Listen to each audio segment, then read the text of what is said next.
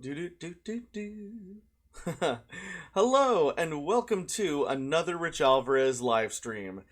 Today we are talking about E3 2020, or rather, what would have been at 2020, and what we would have seen and what we were expecting. I got Chris Muller here with me. Hey, Chris. How's it going, everybody? And we're gonna just talk about it, because we like to. Thank you for joining us. First thing we're gonna talk about is Zelda Breath of the Wild 2 until they come up with a better name. Here we go. We're just going to have some footage playing in the background to so that you guys aren't just tired of our voices. You remember this trailer from last year's E3, Chris? Oh, yes, I do. And man, I gotta say, I know that Rich and I are making a top 10 Zelda list coming soon, and obviously Breath of the Wild will be on that list. Won't tell you what our ranking is yet, but you can imagine it's high on the list. Breath of the Wild was such a good game. Like, that was, I wasn't even sure if I was going to buy a Nintendo Switch, and Breath of the Wild was so good that it literally was a console purchaser. So I think that we've got quite a few hopes to see what Nintendo has in store for a sequel. I mean, the trailer that we saw for Breath of the Wild 2 was really good, and it just has me excited, especially since it seems as though Zelda is going to be a bigger part of the story. Yeah. When they had when Breath of the Wild was about to come out for the Switch, Nintendo of course had that huge presentation with all of the decor. It was like a Disneyland attraction. They had the whole this whole giant booth decorated, and it made you feel like you were in Hyrule. I don't know if you remember that, but it was giant and huge. So I would have expected E3 2020 to have something of a similar caliber or something pretty close, Yeah. because man, that was crazy bonkers. And also, or at least another trailer, perhaps a demo. Nintendo is usually pretty good about demoing for their upcoming games. Every year that Chris and I have gone to E3, we always go up to the Nintendo booth and play the demos for all the upcoming games. And I think, it's possible that they could have, if they did what they sometimes do, they would have maybe revealed a new trailer for Breath of the Wild 2, explained what the actual name is, unless it's actually going to be Breath of the Wild 2, but I doubt it. And then they would have taken us to a separate room to demo the game and or seen a trailer, or both, whatever. Anyways, Yeah. I'm excited for it either way. It's just too bad that we're basically getting no news about it now until Nintendo decides to do an independent Nintendo Direct about it. Yeah, and kind of like Rich mentioned, one of my favorite parts of one of the previous E3s was Nintendo went all out for decorating a room where you basically they had you completely immersed in this giant room where you started in a little cave cavern, and then they open up the walls, and then they had all this stuff that made you feel like you were inside the Breath of the Wild world. So hopefully next year they might do something similar. I don't know if the game would be out by then, because I don't even think they've announced a release date for this one, right? Like, it's still No. yeah. But who knows? Anyways, let's move on to the next game. All right, next game. So, moving on to the Xbox side of things, we have Halo Infinite, which is Halo 6. They're just calling it Halo Infinite because this will be, they say, the final chapter of Master Chief's story, and the end of the of the basic main Halo franchise. But we know that that's not true because, they said that after 3, and then they just got a new developer to make more. Right. So if 343 is like, yeah, we're done with Master Chief, then eventually Microsoft's going to be like, even though 343 Studios is like our own internal thing, you guys said you're done, but we're not because we need money, and we're going to milk Master Chief like the big green cow he is, So I mean, I will say this. I have a lot of good memories of Halo LAN parties from back in the day. That's mostly from the Halo 2 and Halo 3 era with a little bit of Reach. So I'm hopeful that they can bring back that that co-op magic. I own an Xbox One X, so but now that I think about it, this one, well, so is this this would going to be be released on X, or would it be the next console? It's this probably the next one, right? well is there is going to be the new Xbox coming out, and I believe it is for that. Okay, got it. So I will have to buy a new console if I want to play this game. That is most likely true. Yeah, it is supposed to be for the next gen. I don't know if it's going to also come out lower resolution for the current gen. I haven't played a Halo since Halo 4, so I didn't really look into it. Yeah, because they do that sometimes. I mean, because for example, this wasn't Microsoft, but Nintendo released Breath of the Wild for Wii U and also for the Switch. So maybe they'll do a double console release if we're lucky. And as we talked about in our top 10, what am I thinking? As we're going to talk about in our Zelda top 10, we already recorded the audio for it.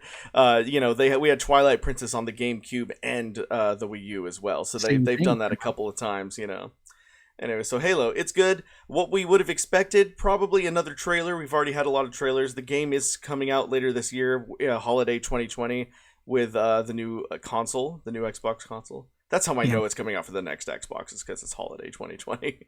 There you go. So we might have even had a demo to play with at E3. Who knows? Anyways, so this was the trailer, and we didn't get to the Master Chief part because they took too long. Anyways, that's okay. Moving on. All right. Next game. My favorite game of 2020 so far, of course, is the Final Fantasy VII Remake. But of course, as many people have pointed out, and this doesn't really bum me out as much as it bums people way out, of course, it is part one of a bigger story. In the original Final Fantasy VII, which was about a 30 to 40 hour game, you spent the first 5 hours that only, if that, going through the giant cybertropolis that is Midgar. Now, this game is just that Midgar part, but it's been stretched into its own 30 to 40 hour game, and I've explained this many times in other videos. It never feels to me like it's that sluggish. I've explained in my review that some of the gameplay elements, like if you get into the nitty-gritties of side quests, it can start to feel a little slow, but it never really bothered me. But overall, they've added so much depth and character development and new characters and more of what the story is, that it just felt like if I'd never played the original, I would have thought that this was the game. I never would have questioned that it was stretching a few hours into 30 hours. It felt like a natural, just awesome story. And also just expanded upon, the Midgar part, which is maybe my favorite part of the game anyway. So I had a blast. Anyways, but of course everybody's wondering, when's the next part of this remake coming out? And will it just be called Remake 2, Part 2? Or will it be called something else? Who knows? I think that we were all hoping that at E3 we would get the next answer, or the answer to that question. But of course, there is no E3. Hopefully Square makes some kind of announcement. Sony has pushed their actual press conference to a later date. I don't know if they've said yet or not, but hopefully Square will be a part of that, and they'll mention something about when we can expect the next part. Yeah. It's all up to Tetsuya Nomura, and the guy is crazy, so who knows? Anyways, you got anything to say about that, Chris? Yeah, I mean, my only exposure to Final Fantasy has been the times that I basically watched Rich played. I've never actually played through one all the way through, but at least from what I've seen in my little brief bits, I know that Final Fantasy VII is one of the games people consider one of the greatest of all time. So I know that there's a lot of hype writing on what part 2 is going to look like. So, hopefully it meets people at their expectations. And I like that companies are remaking old games. So I hope that this is successful so that other companies might go back and remake some other classics that we, would love to see rezzed up to 4K. Yeah. Well, I'm looking forward to it. What we would have expected from E3 2020, again, a release date for part 2, maybe a trailer for it, maybe something. Give us anything. Yeah. Anyways, moving on. All right. Woo! There's been a lot of rumors since the year began, and a bit before that as well, about Grand Theft Auto 6. Rockstar, some people from Rockstar have come out and said that, you can expect our next big game announcement soon. And, I know one or more Rockstar people may or may not have actually confirmed an announcement coming soon for GTA 6, but GTA 5 came out in 2013, so we're already experiencing the longest gap between Grand Theft Auto games that there's ever been. In fact, Rockstar didn't even really make another single-player AAA game after GTA 5 until Red Dead Redemption 2 in 2018. So there was a more than 5-year gap there. So who knows? Who knows what's going to happen with GTA 6? But the rumors have been crazy. If E3 2020 was happening, then I would have expected some kind of announcement for GTA 6. I think it might be a little too soon for a trailer, so I don't think we would have gotten a trailer, and we definitely wouldn't have had a demo or anything, but I do think we would have had some kind of announcement. I know that Rockstar's presence at E3 hasn't really been a thing in many years, but I feel like they would have come to join either the Sony or Xbox table to Yeah. announce. They would definitely do that to announce a GTA 6. And, who knows? I just think they would have, and it would have been awesome. And, it's my video, and I can talk about whatever I want. Yeah. I was gonna say This was trailer for GTA. GTA 5 because we don't have footage Yeah, of GTA 6.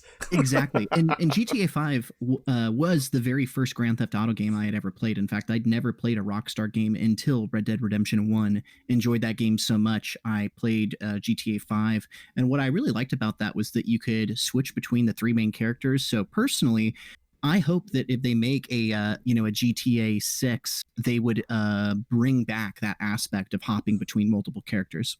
Yeah. GTA 5 is my favorite Grand Theft Auto, which is interesting. I've been a big fan of Grand Theft Auto, for since the beginning, basically. And I've enjoyed many of the games except for 4. But 5 is my favorite, and it's also just one of my favorite games in general of all time. It's just a fantastic game, well put together. All right. Now we're moving on to Overwatch 2. Here's Oh boy. Blizzard's official trailer for it from, I think, a year ago or something like that. Yeah, because So they announced it at BlizzCon 2019 yeah. last year. So Overwatch 2, there's a lot of rumors about it. Some have been debunked, some have not. There was the thing about how, basically as soon as Overwatch 2 comes out, then you're not going to be able to play Overwatch 1 anymore. And, they haven't exactly clarified that in depth yet. So I don't know what the plan is that, but I've heard that you basically have to buy Overwatch 2 when it comes out if you want to keep playing online. But that sounds ridiculous. So I don't know about that. Although other games have done similar things. All I know about Overwatch 2 is just what we know from these trailers and some news bits. We're going to get more levels, we're going to get bigger levels, and we're going to get some more detailed content. And that's really it. And we were kind of hoping that we would get more details because Activision Blizzard has had a bigger presence at E3 the last several years. And we probably would have gotten some news from them, even though they also have BlizzCon. They also announced stuff at E3. And I think that we would have gotten some big announcements for Overwatch 2. I was a big fan of Overwatch when it first came out. You might remember I had the Twitch Rich Plays Overwatch for a minute. I remember. So I'm looking forward to it. I really hope that this one delivers on the promise of the first one. I really enjoyed the first one, but there were some... I don't want to... this is not an Overwatch video, so I'm not going to get into it, but I hope that Overwatch 2 kind of delivers on the promise of the first one, and that's all I'm going to say about it. Yeah, it's funny when I think back to when Overwatch 1 first came out that year, summer of 2016, it was just nonstop Pokemon Go and playing Overwatch. And what I thought was interesting about the first Overwatch is there were people that I used to play Halo with that I hadn't talked to in years. And all of a sudden I had people coming out of the woodworks messaging me saying like, hey dude, I haven't played games for a while, but I'm on Overwatch. You on that? And I had that happen with multiple friends, like people I hadn't talked to in years. So every once in a while we get a first-person shooter or third-person shooter. Basically, we get a game that really excites people to come back to gaming if they've kind of like taken a step back. I think Overwatch was very unique in that it got a lot of people excited to game again.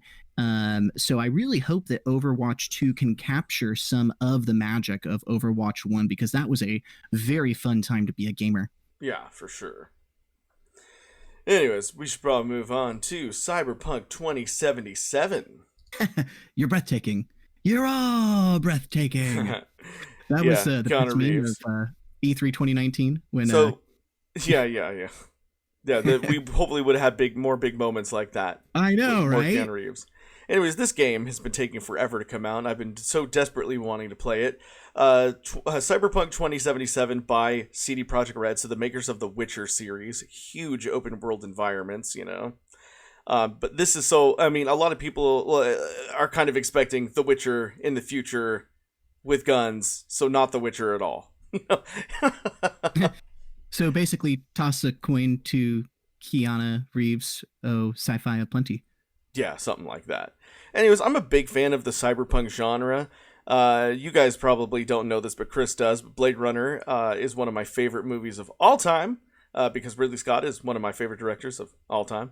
And Blade Runner, in my opinion, Blade Runner, the movie, kind of set up what the modern sci-fi cyberpunk world looks like. And of course, last year, Denis Villeneuve's sequel to Blade Runner came out, and I also thought that was really cool and really good. I also enjoy the anime Akira and Ghost in the Shell. Those are all cyberpunk things, guys. And the Matrix too would technically be cyberpunk, right? Matrix is dystopian. Dystopian. All right. Yeah, well, it's it not has really Keanu Reeves. cyberpunk. So. It takes. I mean, yeah, it's dystopian. I would say it's dystopian. For me, a cyberpunk movie really has to be set into a neon lighted holographic world like this. I see what you mean. It needs the vaporwave aesthetic. Yeah, if it doesn't look like Blade Runner, then it's not. Everything took that Blade Runner look. So Blade Runner is cyberpunk. I'll call it cyberpunk adjacent. Someone in the comments said, "Did Chris just say Kiana?" Keanu? Sorry, I misspoke. Keanu. I didn't hear you mess up, but I don't know. Apparently you did. What Maybe can I say? Did. I probably did. I don't know who you are anymore. Anyway. Do you have anything to add about Cyberpunk 2077? I'm excited. It looks really good, and I'm glad that they included Keanu Reeves in it. Man, if it's anything like as big as The Witcher in this environment, this is going to be an incredibly overwhelming game. That's all I have to say about it. Anyways, moving on to Starfield. What can we say about Starfield? Well, we could say anything about Starfield because literally almost nothing has been said about it. So as you can see there, Bethesda. So Bethesda has promised a lot of things. In fact, 2 years ago, they gave us a trailer for a really, just really cheap teaser for Elder Scrolls 6. But of course they said they weren't really going to start working on Elder Scrolls 6 until they were done with Starfield, and Starfield has no release date. We got this little teaser for Starfield back in 2018 as well, so it's been 2 years since we really got any good news. Like last year at E3, Todd Howard was just like, Starfield, it's coming, you'll see. so there's been really nothing substantial other than it's going to be basically Elder Scrolls and because Elder Scrolls and Fallout, they run on the same engine, whatever the Bethesda engine is. And so essentially people are kind of just expecting Fallout and Elder Scrolls in space. I mean, that's you had me at the space part. But here's the thing. Obsidian Entertainment, who made Fallout New Vegas, they were licensed by Bethesda to make Fallout New Vegas, which is actually my favorite Fallout game. They already made their space game, which was Outer Worlds, and that came out last year, and that was from the writer and directors of Fallout 2 and Fallout New Vegas. So that was already essentially Fallout in space, and that game was awesome. So how can this be better? I don't know. But my point is that Obsidian kind of beat them to the punch. Outer Worlds was great, and we're just kind of waiting for Outer Worlds 2 at this point. Because Starfield has been... Because the great thing about that is it's like, we're going to get Outer Worlds. Like, between the announcement and the release, it was only like a year. But Bethesda does this thing where they stretch it the hell out. Think about it this way. Skyrim, which is the Elder Scrolls 5, came out in 2011. That was 9 years ago. So they're being even bigger offenders than Rockstar on sequels. I mean, we're not entitled to an Elder Scrolls 6. We just have been told we're getting one, and so we want it. Yeah. And how many times can we play, Skyrim on Switch, Skyrim on PlayStation, Skyrim on PC, Skyrim on Xbox, Skyrim on your phone, Skyrim on your fridge? And I know they made that joke at E3 a couple years ago, but then Todd Howard literally was like, yeah, we made a joke, but I actually ended up putting it on all those things I joked about because I could. Oh my goodness. So you can play, like Skyrim with Siri, just like the voice command one, Anyways, yeah. It's funny, but we really do want the next game. And at this point, I feel like I would rather have an Elder Scrolls 6 than Starfield, just because Starfield can't possibly be... I would be very, very surprised if I enjoy Starfield more than I enjoyed Outer Worlds, but, Who knows? Anyways, moving on. All right. Oh, what would we have expected from Starfield in 2020? Anything. Literally give us anything.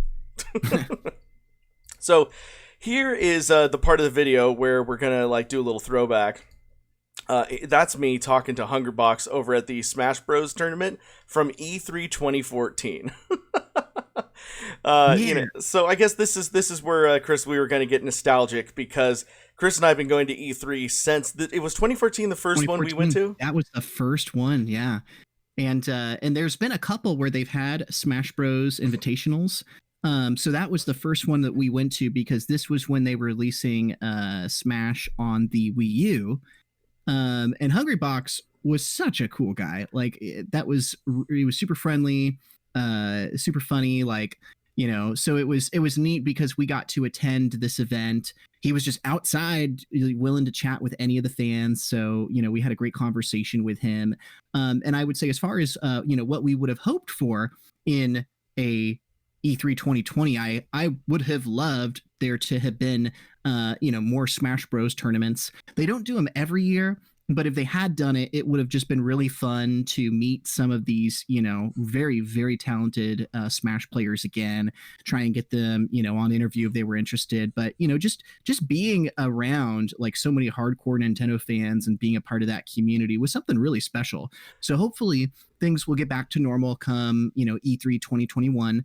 And then we'll get a chance to, you know, be there for any upcoming tournaments. The tournaments have generally happened before a major Smash Bros. Release. Like this one was for Smash Bros. For Wii U, and then we had one a couple years ago for Smash Ultimate on the Switch. True. You're right that they don't do it every year, so you know maybe we'll have to wait until the next Smash. Man, I just can't believe this was 6 years ago. 6 years ago, yeah. It's just crazy. So yeah, Chris and I've been going to E3 since 2014. And I guess, you know, part of the reason why we made this video is because we're sad that it was canceled. And also just because we desperately wanted to talk about these games coming out. And then also just to reflect. And look, there was our old bookend. Anyways, E3, it's great. It was great. We miss being there. Anyways, moving on. We're getting into a couple of rumors now. So here's a trailer for Red Dead Redemption 2. Because there's no footage for the game I'm talking about, which may not exist. But it's been heavily rumored, especially the last couple weeks, that Rockstar, rather than working on Grand Theft Auto 6, is actually working on a remake of Red Dead Redemption 1 for the next generation of consoles, which would mean it would theoretically look even better than Red Dead Redemption 2. Yeah. You know, there's a big you know, calling for it. You know, a lot of people, you know, since there was a big time gap between Red Dead 1 and 2, a lot of people kind of just played. I know a lot of people personally that played Red Dead Redemption 2 and never played the first one. A part of that is because I said go ahead and play it, because Red Dead Redemption 2, if you don't know, it actually takes place before Red Dead Redemption 1. It's a prequel. So I've always said, look, it looks better, it plays better, it takes place before Red Dead Redemption 1, so you don't really need to play Red Dead Redemption 1 to play Red Dead Redemption 2. But then these friends... They play Red Dead Redemption 2, they beat it, they love it, and then they're like, what happens next? And then I say, oh, well, you got to go back and play Red Dead Redemption 1. And they're like, oh, well, I don't have a, you know, an Xbox 360 or whatever, you know, a PS3, whatever the, you know, Red Dead Redemption 1 came out on. So they can't play it. And then a lot of them have those consoles and like, yeah, but it's going to look worse, you know. Yeah. Which has never stopped me. I play old games. I play really old games. But I understand that, you know, especially when it comes to a lot of 3D games mechanics, you know, it moves slower. It's not as good. If you're used to playing Red Dead Redemption 2, then Red Dead Redemption 1 is going to feel like a slug. You know, so they're thinking about remaking Red Dead Redemption 1 in the Red Dead Redemption 2 engine, but up-resing it for the next gen. That is a rumor. There have been leaks on both sides. There have been a ton of leaks saying that it's going to happen, and we've just recently, within the last couple of days, had some leaks saying that it's not going to happen. So who knows? I think if it happened, it would be cool. But my goodness, guys, come on, Rockstar team. Give us Grand Theft Auto 6. If I had to choose, I really just want Grand Theft Auto 6, because I've played Red Dead Redemption. Man, I am tongue-twisting this today. Red Dead Redemption 1. I've played it. It was great, but it's time to move on. Right, yeah. Chris? Yeah, and I wanted to say Red Dead Redemption 1, like, if I were to make a list of my absolute favorite games of the last decade, Red Dead 1 would be pretty high on that list, because I know that I am really into a game when I just sink hours and hours and hours into it and I get totally lost. And one of the things that was magical about Red Dead 1 is we never really had a good Western video game. You know, the Western genre was very popular a long time ago, and it's kind of beyond its peak interest in popular culture. So Red Dead was magical in that it introduced a lot of people to the Western genre who maybe hadn't watched some of those classic films like, you know, Good, the Bad, and the Ugly, or the John Wayne stuff, the spaghetti westerns. I loved Red Dead 1, and I would be very excited to play a remake of it because there were some things like I personally feel like the music in Red Dead 1 was a little bit better than Red Dead 2. Maybe that's just nostalgia. I also feel like you know, I mean, well, I could go on and on about Red Yeah, Dead 1 let's I'll just say this. I It's good. loved Red Dead 1. If you have not played it, it is worth playing, and hopefully if they make a remake, more people will you know, be interested to give it a shot. Yeah, I'll play it either way. Whatever. Moving Yeah. on. Anyways, here's some footage from Super Mario 64, specifically Super Mario 64 on the new fan-created PC port, which puts everything in HD and in widescreen. Oh, It looks perfect. fantastic, but there's been a lot of rumors, and you know, some leaks have been like, "Oh, this comes from an official source," and other people are like, "That's not an official source," and so it's kind of up in the air. But one thing that has been heavily rumored for a few months at least now is that we will be getting a not only HD remake, but the most of the rumors suggest that we're going to get a full remake of Super Mario 64 with, you know, updated graphics and you know, rescaling and everything. Basically,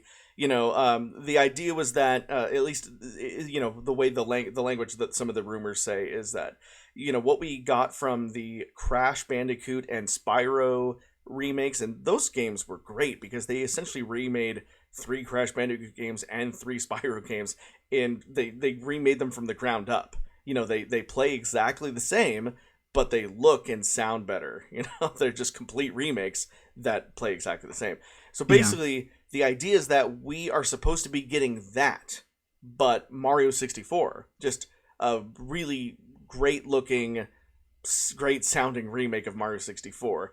A lot of other rumors suggest that this is going to be part of a Mario All-Star package. You guys might remember that Super Mario All-Stars was a cartridge for the Super Nintendo that included Super Mario Brothers 1, 2, 3, and in the later editions, it also included Super Mario World, and I think there was a couple other games that came with that as well. Yeah. Oh, like the Lost Levels. There was like the Japanese version of Super Mario Brothers 2 that came with that, but it was called Super Mario Brothers Lost Levels.